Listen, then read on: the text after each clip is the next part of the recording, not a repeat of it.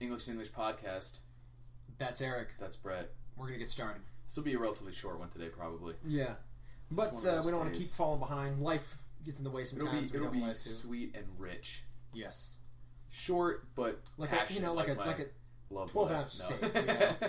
12-ounce steak. It's not huge. Right. It's tasty. Well cooked. It'll be a quickie. Right. But you'll be left feeling satisfied. Like your love life. Like my love life. Yeah. Short but torrid. Right. I usually go for making it last so long it becomes uncomfortable, but my masculinity is well established.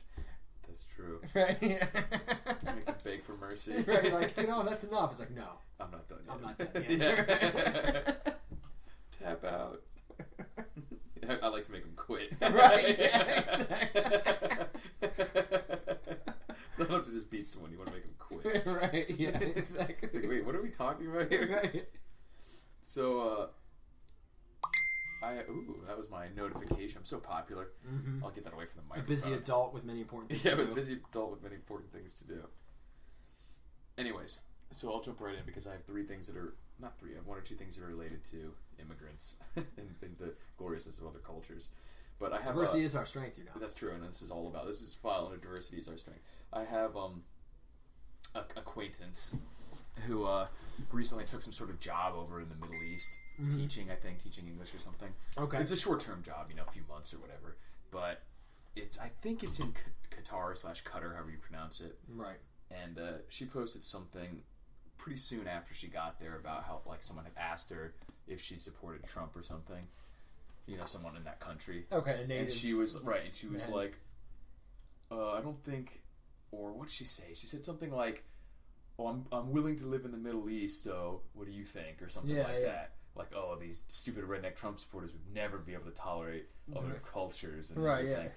And I shit you not, less than almost exactly a week later, probably 7 or 8 days later, she posted something that said some complaint about the way she was treated, and then another comment said, "I have to admit the misogyny and the something is getting to me." And I was like, wait, and I couldn't help it. I was like, wait, didn't you just get done saying how much better you were than all those lousy Trump supporters who don't like other cultures? Right, yeah. So it's like, Well, that's just the truth of it. Most people have not had to endure the attitudes of actual quote-unquote people. Third world places. Like the individual as individuals, nothing to do with the color of their skin. No one cares. Right. It has to do with different value system, the different way they treat people, the different things they We don't want to live like that. Yeah, they somehow imagine that their way of life just can't be that different. It's bizarre because if you talk to someone, a lot of these people, and I love traveling, and if you were to ask these people if they love traveling, a lot of them do, and if you said why, it's because you get to experience a bunch of different things. Things are different in other countries. If it wasn't, what the hell would be the point of paying to go there? They can't imagine it's that different. Like, that's not know that, but that you would never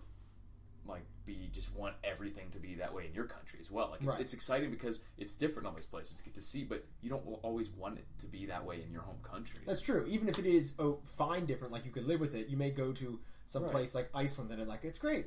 However, I don't want to eat what they eat all the time. Just not every state, the climate in every state, so you live in a different state or cities, it's all different. You like some of it, you don't like some of it. And there's a difference between Chicago and Detroit, it's totally fine. Those are close.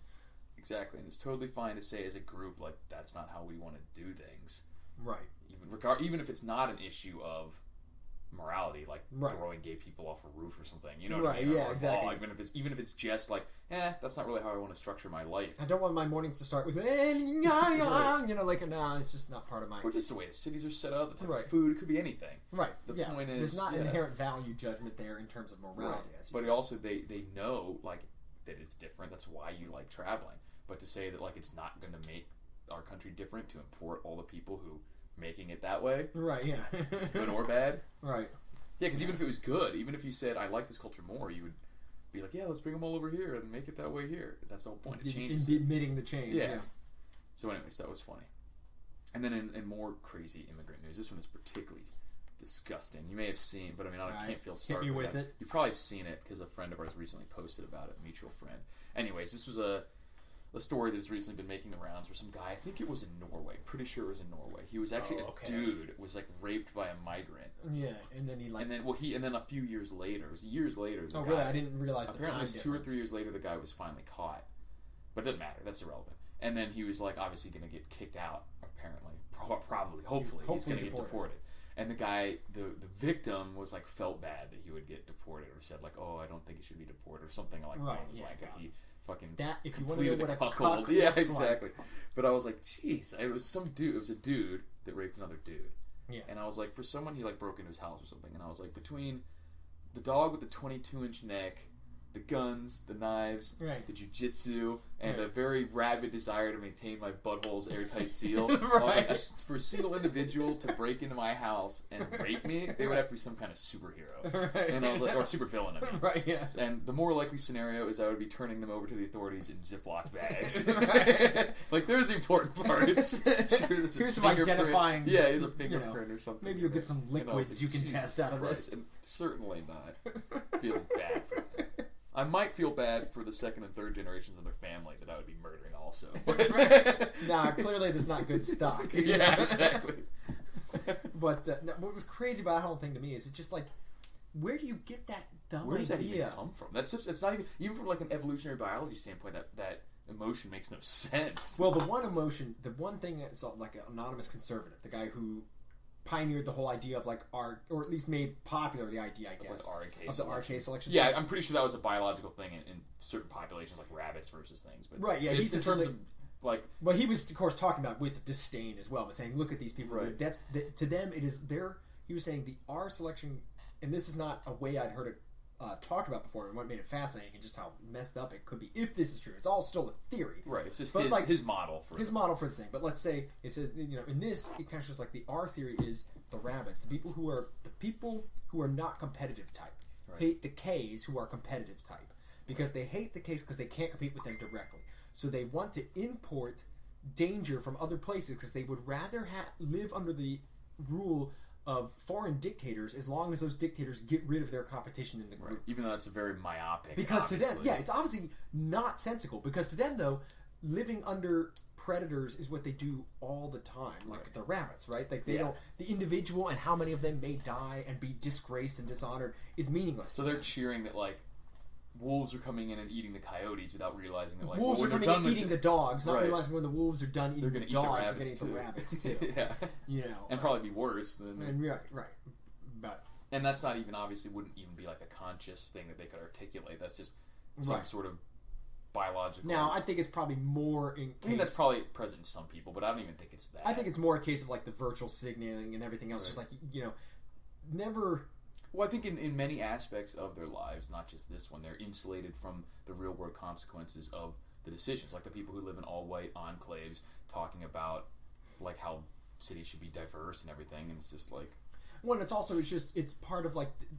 I think the power of ideas is not really understood as much as it should be. Right. Meaning, like, you have no idea how, like, a concept... Even if the average person could not articulate Marxist theory to you, the fact that certain ideas permeate every aspect of life, or whatever the aspect is, like back in the Middle Ages, maybe Catholic ideas, they could not articulate theology to you, but it permeates so many decision-making things that you have no idea how much it affects the way people view the outlook, what's right, what's wrong, and what they should do in a crisis, and...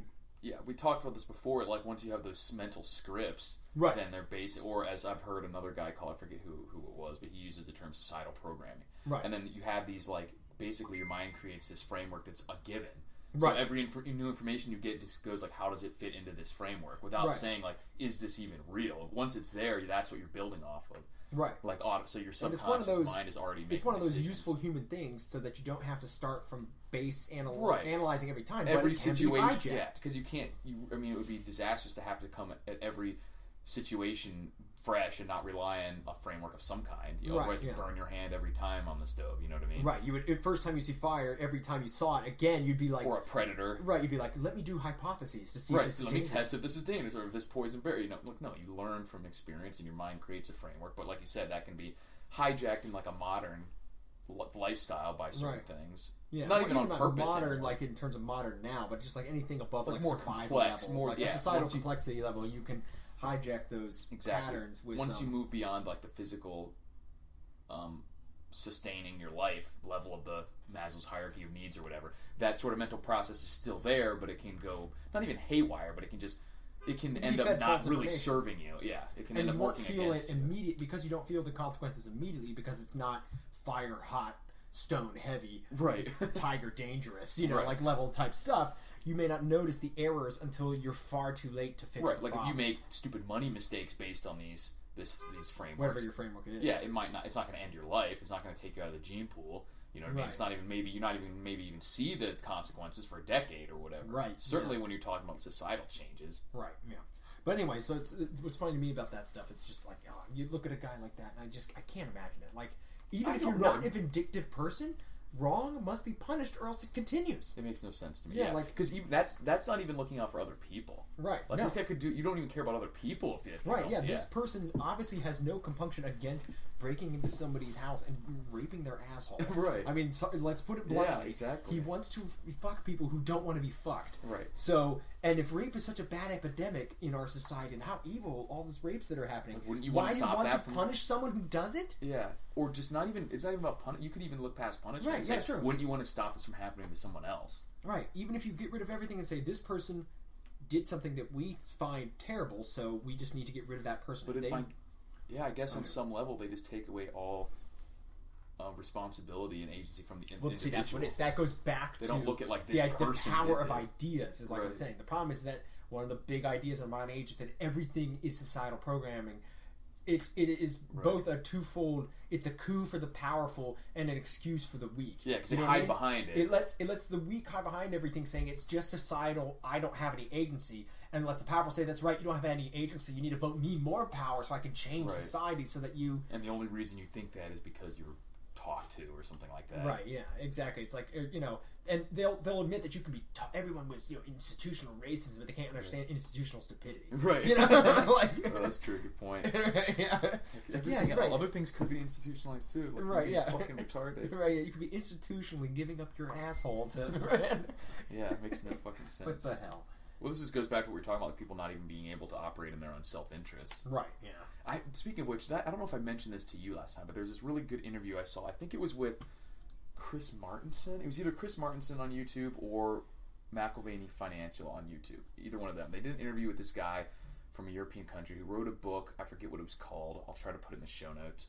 It was basically about how the rational actor was never supposed to be a real concept that was like applied in real world to economics. Right, we're just in human game theory, whatever you say, mostly economics, right, and geopolitical actions, because he equated it to how when you're calculating something moving or falling, you can sort of ignore physicists sort of ignore air resistance for the most part, and you get a pretty accurate answer because they're like, you can just ignore all the stupid little things like variances. That. Yeah, but if you're doing a whiteboard calculation of a bullet trajectory, you're not counting. You don't need to count wind in or anything like that. You're just talking about how far it goes before it falls. And the other side of that is if you're shooting in real world, or if you're something falling on an airplane, there absolutely is wind resistance, and failure to account for it will make your model completely fall apart in the real world. Or and he's saying that's the sort of thing with the rational actor. Like, you can show a model and show how it would work without being like, what if this guy's on drugs that day and doesn't want to do it? It's like, we're trying to limit the variables. We're doing the math right now, but not the real. The real reason he would do that was just to limit the variables, not to actually say that people are rational actors in real world situations. It's a good point. Yeah. But then it's become like the map is not the territory is another way of saying that. Right. People say like, you can make a map that is a fairly good model, but you got to remember it's not on the ground. Right. It's not mean that. But so then but people have sort of come to now that's a script, I guess. Like the whole people do what's in their own best interest, even though people would never just.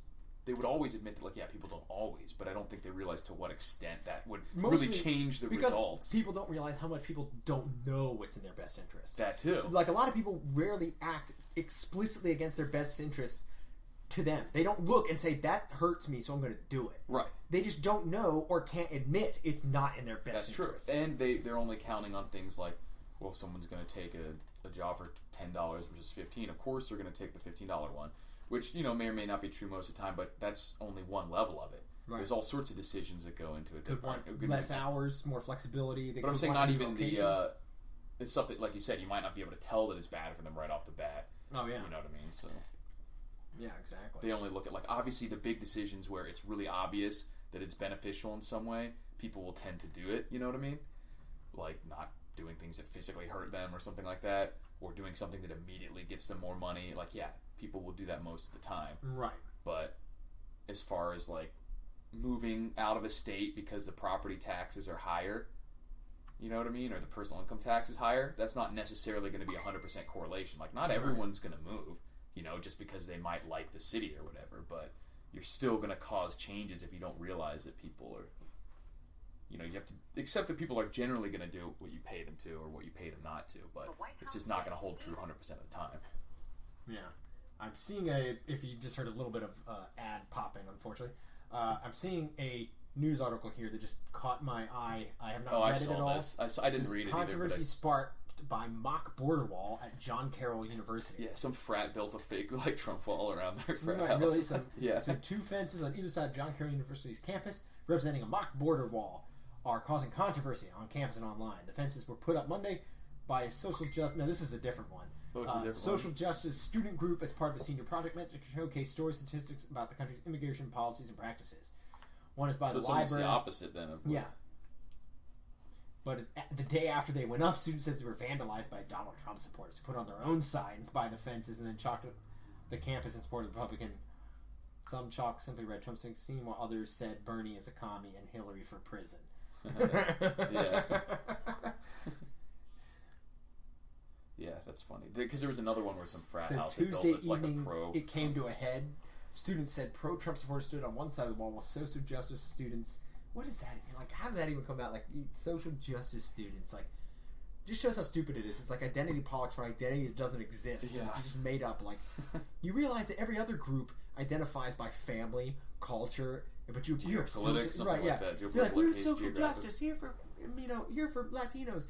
Latinos only call themselves Latinos when they're in a block vote against another group. Right. Normally, after that, they are Mexicans. Right. They don't really identify as like this global thing. Because I was just thinking, like, it's funny that we lump all these people together. We have like South American Indians, basically, who would be to use that older classifications. That would be more quote unquote Mongoloid than Caucasian, and they get lumped in with people like Spaniards and stuff. Right. Just because there was some mixing. Just because now they speak that language. It's really the only reason it's a language. It's true. Yeah. Yeah. And but they have nothing in common. No more. They're not really any closer to them than Americans would be. Really, you know what I mean? Other than just now because of the language. Just some cultural bleed over, but genetically, it's still a lot of. I mean, there's obviously been. Right, but genetically, they're probably not even closer. Right. Other than maybe some interbreeding, but I'm not talking about everyone who lives in those countries, but like specifically the more indigenous people. Right. Yeah, and it's like they that's the thing that's funny. Like they can't acknowledge that. Like you're talking about actually within those countries, there's separate populations. Right. That's what I mean. And they use it to their advantage, like you were saying. Like sure, when they're trying to get rid of us, they'll say, "Oh, we're all Latinos, Hispanics, whatever." Right. Yeah. They probably don't identify that strongly with that group. Or they don't want a big. That's not how they identify themselves. They identify themselves as a Honduran or a Mexican, right? Yeah, not as whatever their Hispanic family. Just like we're not like I'm Caucasian. No, I'm American. You know what I mean? Or I'm a Canadian or whatever. Right. Yeah. You don't identify first as being white. Right. I mean, maybe some people do, but right. No, I mean, the average person, says I'm. I mean, it's a little different for Americans in America because it is a bit of a hodgepodge of European ancestries, right? From a select group of European countries, but for the most part, still, you are a Georgian, or you are a Texan, or you are a Michiganite, or whatever the term is. Yeah. Yeah. So that was interesting. Anyways. Moving on, I finally watched Ip Man. I haven't seen that one. I never saw that one. It was good. It was pretty good. That's the one that's based off the true story of a martial it's based on the guy who trained Bruce Lee, his sensei or whatever, during the Japanese occupation in China. Yeah, so was that pretty interesting? There was the other guy who was what's the crazy guy what's his name? It's like Matsuda or something like that. The Japanese guy who, after serving in the war but never really fighting, he went off. He ended up killing an MP with one punch. Masoyama, yes, yeah, and then he ran off into the woods. Kyokushin karate. Yeah, then he ran off into the woods and trained by hitting stones. Yeah, and under icy waterfalls and stuff, and punching trees and then kata every day. Yeah, and then he eventually got to, they called him the One Punch Man because he just knocked everyone out with one punch. He's the one who fought bulls, and chopped their horns off with knife hand strikes and stuff. Jesus, I mean, I saw it they were exhibition thing, and the bull would be tied by its. But still, horn is not easy material. I mean, you could have it tied. Yeah, that's still incredible. I would be surprised if he had a horn off of an animal. That's what I mean. Just being able to chop the horn physically, and he would have a big bottle. There's pictures you can see, full of glass, I mean, not full of glass, a big glass bottle full of water, freestanding, like, on a table, and he would be, like, chopping it in half. Instead of knocking it away. Instead of knocking it away, it would break at the top off, half off.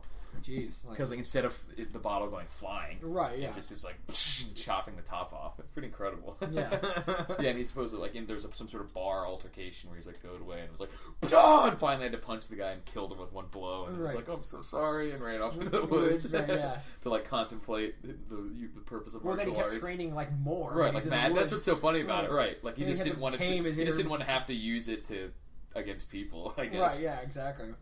But yeah, and it's been ever since one of the more, like, effective karate styles mainly for the reason that it was direct and well, they did actual sparring too. Like Kyokushin had brutal sparring competitions. That got something like lost in a lot of the traditional martial arts. That's what's funny about a lot of traditional martial arts in the period leading up to mixed martial arts. Yeah. You know, once mixed martial arts came on the scene, they got a lot of a bad rap, right? Because the guys hadn't trained for physical contact, right? Like and what a lot of it is because the ones that did train, just like throughout most of the world, the hand-to-hand fighting had gone away because of firearms. Right. So there just hadn't been any true army-style training for hand-to-hand combat. It wasn't actually meant schools for fighting. It was meant for competing in whatever they wanted to compete in. Right. Like it wasn't a fight. It was a taekwondo competition. Right. A lot of those did start as fighting styles. They just hadn't done it for 100 years. Right. And so they had to learn it again. When you had someone who is doing taekwondo competitions come up against someone who's trying to fight to beat you in any way possible and with any technique possible,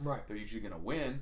And so then people would it got to the point where people were like, oh, that shit never works, which also wasn't true. Right. Like, you can fuck somebody up with a spinning back kick, right? Yeah. But if you don't know if that's all you train for and it doesn't work the first time, controlled conditions where they can't throw certain kinds of techniques, right?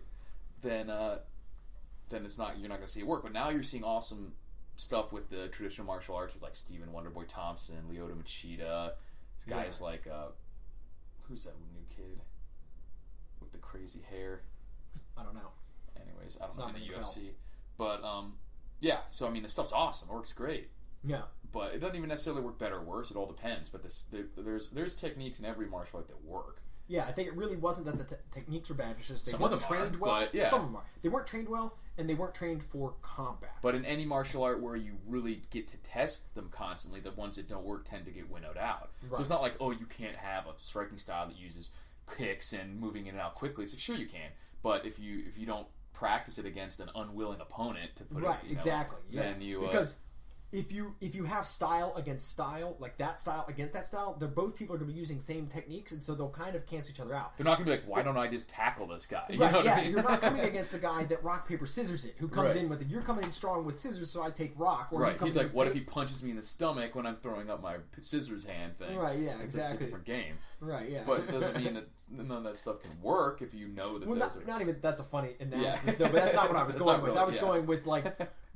Different types of attacks cancel others. Like, if a guy is stuffing you at range, you try to get in there. Right. And if a guy is, beating you in the wrestling, you try to get out of there. It would be like if the real game, like if fighting was rock, paper, scissors, and you'd only played rock, paper before. That's what I'm saying. You know what I mean? Exactly, and someone comes up with like scissors, and you're like, what the fuck is this? Right, yeah. Taekwondo is like only knows kicks and spins, right. And you've never had to deal with the threat of somebody shooting in. Right. So they're like, it's paper scissors, man. What's rock? Like, the rock just beat you. Sitting like, what are you talking about? What's rock? That's stupid. Right.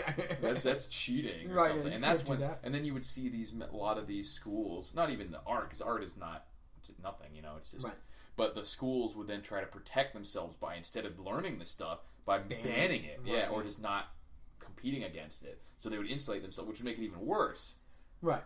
So it goes. I mean, they became a business model instead of a school for Then the equilibrium went the other direction, where people were like, "Oh, this stuff sucks. These systems suck," without realizing, like, hey, there's some good stuff in most of these. Right. Some of them are so much more useless than useful that it's just not worth trying to train in that particular style. Just find the individual techniques. Right. But most of the striking styles are good enough that if you know general fight strategy, general fight rules and techniques, and just know that other people are not going to follow any rules that you do, then you can still find useful stuff in almost all of them. Right. Yeah, just like so many things. You have to have real world sparring. In a time of peace without real world sparring, they got really granular and insular with their own stuff. They'd be sitting there arguing about the exact wrist position for the mantis strike or something, because they're only doing mantis strikes on each other. Right. And then it turns out some guys like, that doesn't matter. I'm just going to take your leg, right. throw you to the ground, and then beat you to death. Or I'm just going to hold you and then punch you, uppercut you while I'm in the back of your head or something. Right, yeah, exactly. Thai box and he's something. like, but what if I incline my wrist 7 degrees instead of 8? And they're like, I don't, what? Or they'll count it like, oh, I touched you with that strike because it came in under your whatever your technique, but it's not really hurting them because they're going by points. Now that's an interesting thing that's come up a lot. I like to watch a lot of stuff about like HEMA, historical European martial arts stuff, which is like sword fighting recreation and everything like that. And that's neat because, you know, in the 80s and 90s, right, like ninjas were so cool. And Japanese stuff's been so cool. And part of the reason is because they got out of their medieval period later than us, because we found them when they were still in their knightly era when we had gunpowder. Yeah, they were more insulated. They were more isolated and insulated, and so all the way up into like the 1800s, they still had basically their knights. They still had some of these guys, like running around a little bit, and so there's more treatises and stuff on their styles that still existed, right? And so it survived a little better. It got lost a bit more in the European stuff. And also, I think that's probably also the case because it was more part like the Europeans tended to do it because that's what they thought worked, and the Japanese more kind of interwoven into their culture. Into their like religious, philosophical kind of thing, a little bit more. But also, it was because the Europeans had a longer modern period where they had a longer hybridization where guns of some kind were on the battlefield for a couple hundred years already. So yes, they had swordplay with like sabers, but nobody's been like fighting with long swords for a couple hundred years. Right? You know? But the other thing was, it's interesting because it's the exact same example with fencing. Fencing turned into this sport fencing that has nothing to do with real fighting. And they would have all these arguments about techniques, and they're doing it with these really flimsy blades, and it's just the first person to touch wins. So even if you also touch them in real life, you're like, well, who cares if you stab them in the heart first? They've had to train these people you also that also, get out of it where like they count it as like you get no points if you also get struck at the same time. Like it's if it's in it's a course of the same like strike, even if it gets there a second later, you would still be dead. If your strike hits their neck, but within a second they hit you in the head too. Like if they're chopping down at you and you thrust into their belly, in fencing you'd be like, that'd be a win, but in real life you're still going to get the axe in the top of your head. Exactly. So like, is that a win? You have to just deflect it and then thrust the belly, you know, kind of thing. Unless you're just worried about sacrificing yourself to kill them. But that's a technique you need to acknowledge that you're using at that time, not just, aha, I touched you first. I tapped you first with the tip of my little spindly thing. I've probed you with my foil. So it's more about speed and stuff than it is about actually not actual fighting technique. It's more, I mean, yes, it uses the bare amounts of it because it is still... Like, all swords are essentially a metal lever, a metal stick that you are using to gain... Like a guy who's trained fencing for years, if you said, hey, you absolutely cannot get hit, he's obviously still going to demolish someone who'd never done any sort of sword action before. But there's still a lot of bad habits that get inculcated in them because it's not fighting, it's fencing. It's fencing, Exactly. Although that used to mean the same thing. Fencing was just ritualized fighting for duels. So it saved it a little. Fencing just meant one-on-one fighting versus like, you know... And that's also something. That's also something that's interesting. Like a lot of weapons differed because of their purpose, whether or not it was a civilian one-on-one fight or meant just to defend yourself in like perhaps a scrap with some ruffians, you know. But versus like the battlefield fighting, where it's like there's guys on every side of me, you know. This has got to get messy. But anyway, so pretty interesting. So it's interesting to watch that because, like, as they try to just like the martial arts for fist stuff, try to rediscover the fighting aspect of it, not just the style. See what really works. See what comes out of it. You know, swords are cool. So. And which things are surprisingly effective and which are surprisingly ineffective. That's one of those things, too, that just as a final thing on that, everybody, because of movies and just the natural human thing, the hit, the big, just whack your arm with it, just like baseball bat style, just whack it. That's not that effective, really. Really, that's one of the reasons, like, the medieval sword, everybody got all this, like, hardcore boner for katanas. And it's partially because, like, again, like you said, they had ritualized all their stuff and made it seem all mystic.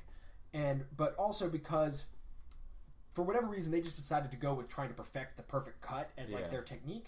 But in reality, they're not that good at thrusting, right? And the Europeans, obviously with going with the longsword, tended to favor thrusting a bit more.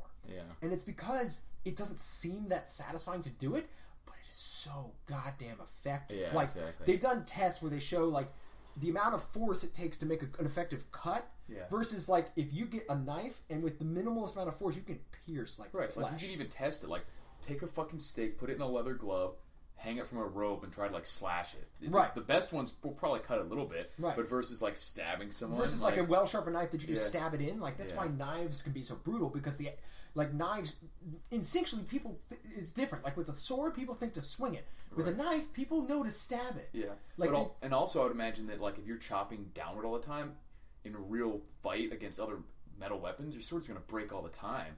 Yeah, well, that's the other thing too. In the movies, they show it like banging against each other. Yeah, a lot. that would destroy your sword. Usually, really you're trying quick. to you only bang against the other sword to create an opening. Like with the flat side, With probably. the flat, like to push it away and get in, Right. or to block it if you have to. You're not like coming in like, But you're not- Right. block a downward chop with just the edge of your sword. You would if you Well, absolutely to prevent had it from to, getting in but your yeah. head, but I'm saying it's not like medieval times where there's like sword edge to sword edge, sword edge to sword Right, edge, yeah. sword edge to sword Right, edge. because those cut back guys are and forth. performers going for safety, so they are aiming for the swords. Right. Versus most real fights don't look that exciting because most of the time everything's missing. Right. Because if you are defending well, it's going to miss, and Right.